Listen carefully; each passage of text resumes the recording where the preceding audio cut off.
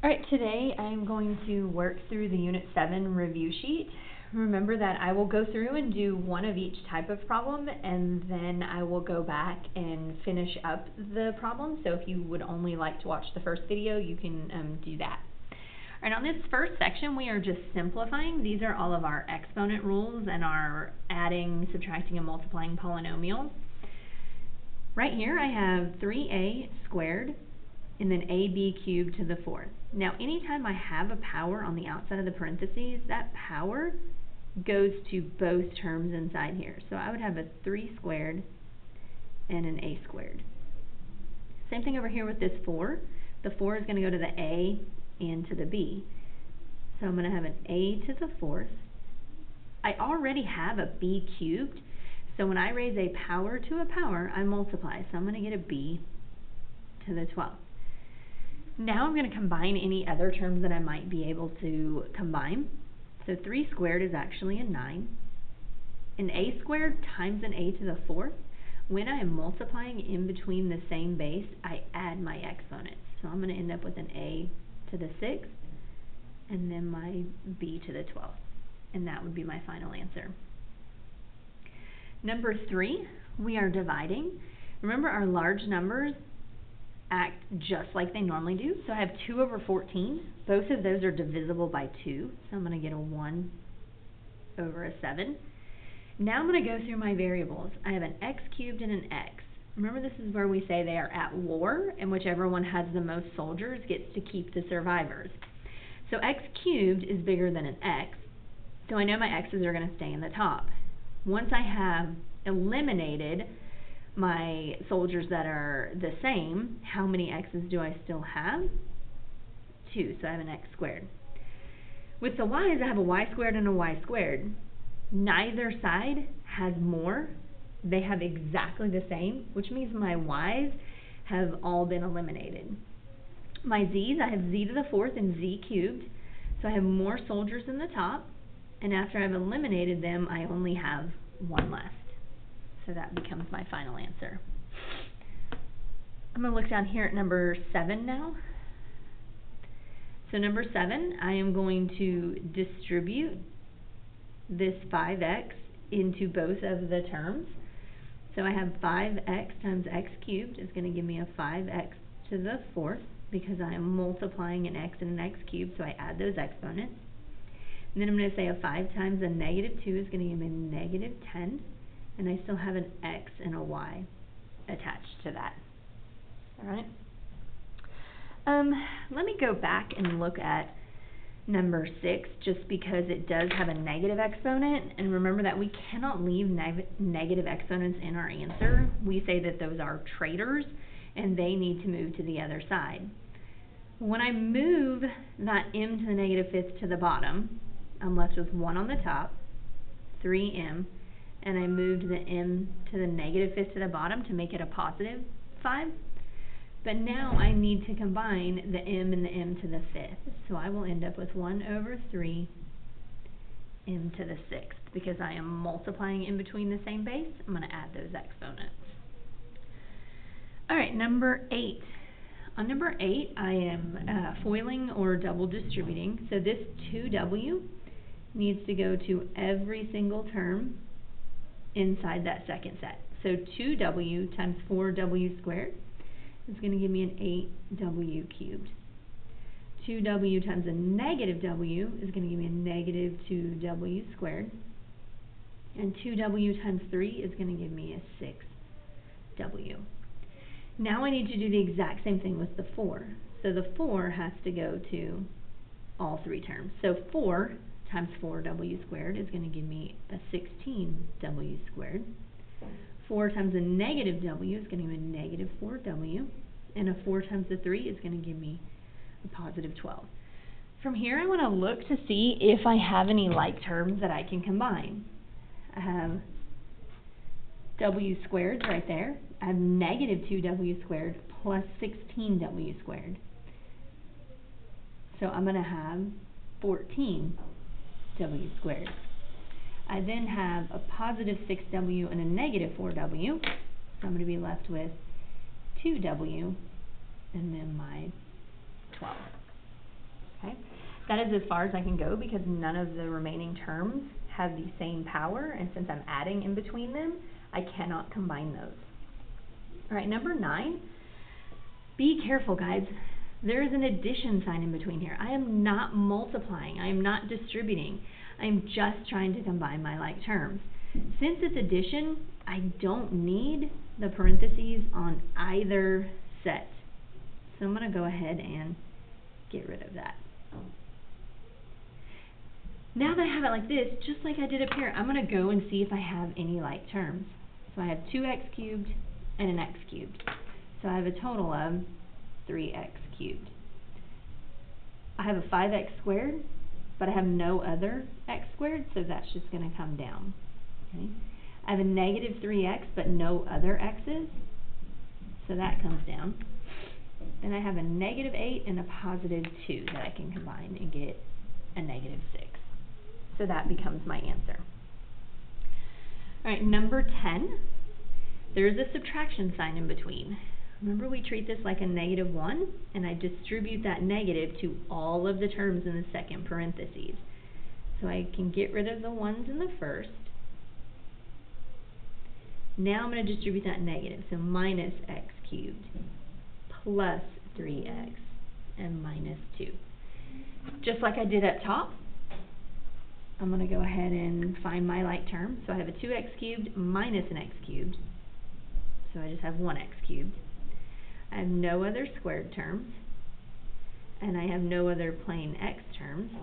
This time I have a negative 8, and I'm going to take 2 more away from it, so I'm going to get a negative 10. All right, so that is polynomial addition, subtraction, and multiplication, and then your exponent rules. Number 13, we're going to solve this by using synthetic division. So the first thing I need to look at is, are my polynomials in descending order?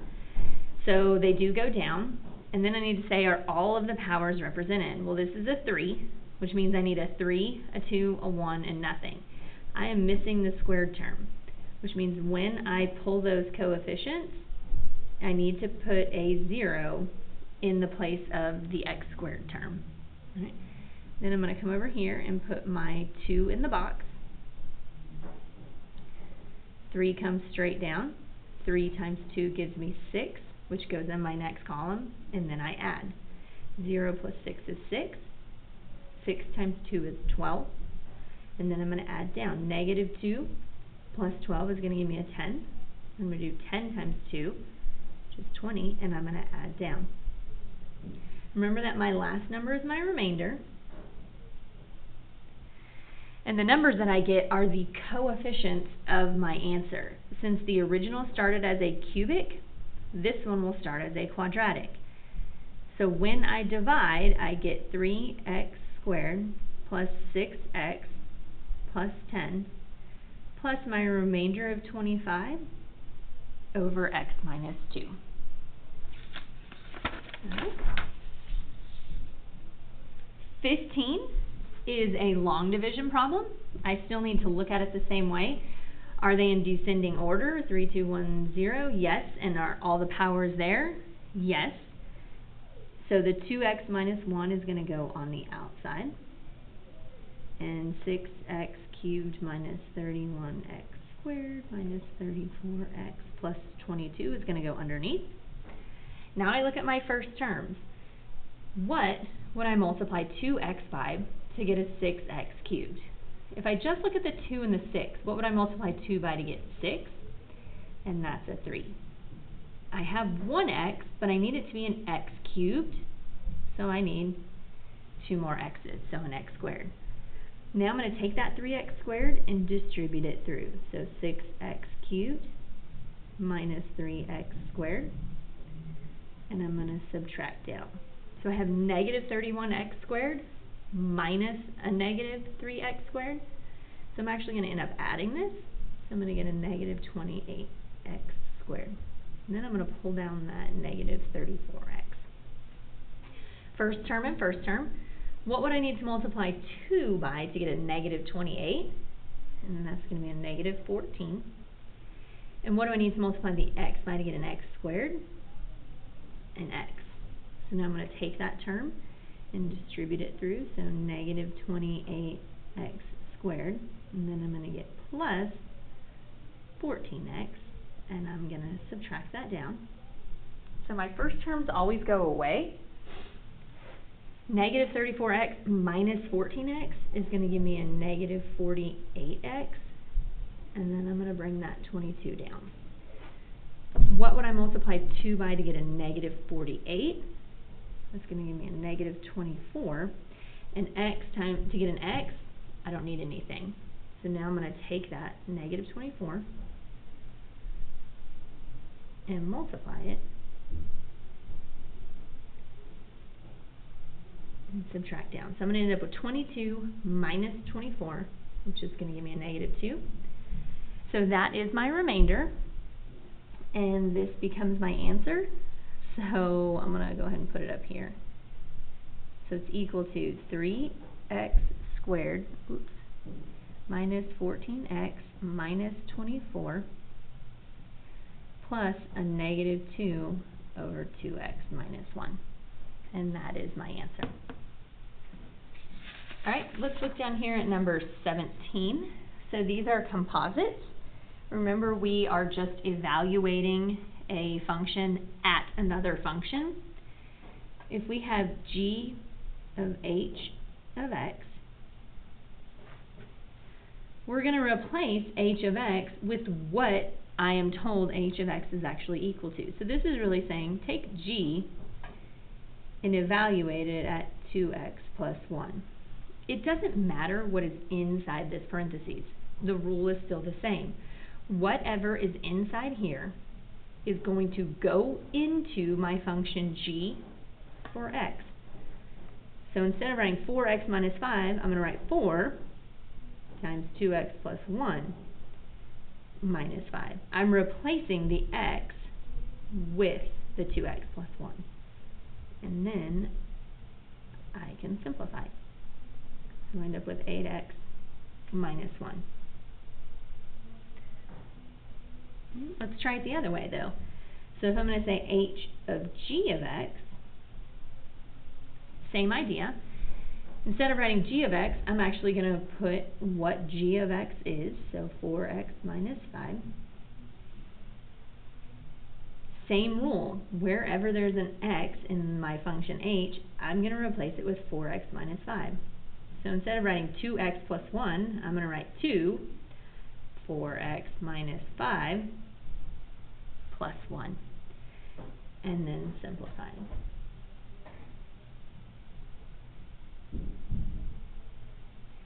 So there is my composite the other way. Okay? Alright, 19. 19 is still composites. The only difference is we're going to actually evaluate our function at a number. So if I have f of g of negative 4, I have to start on the inside. So I have to actually find what is g of negative 4. So I'm going to go to my function g, and anywhere that there is an x, I'm going to replace it with negative 4. So g of negative 4 is 17. So I'm going to replace the g of negative 4 with 17. So I end up with f of 17. Now go to your function f and plug in 17. Okay, so I get 10. Now go the opposite direction, so g of f of negative 4. So this time, since the f of negative 4 is on the inside, that's where I start. So I'm going to go to my function f, and I'm going to replace the x with a negative 4. I'm going to get negative 11, which means that f of negative 4 is negative 11.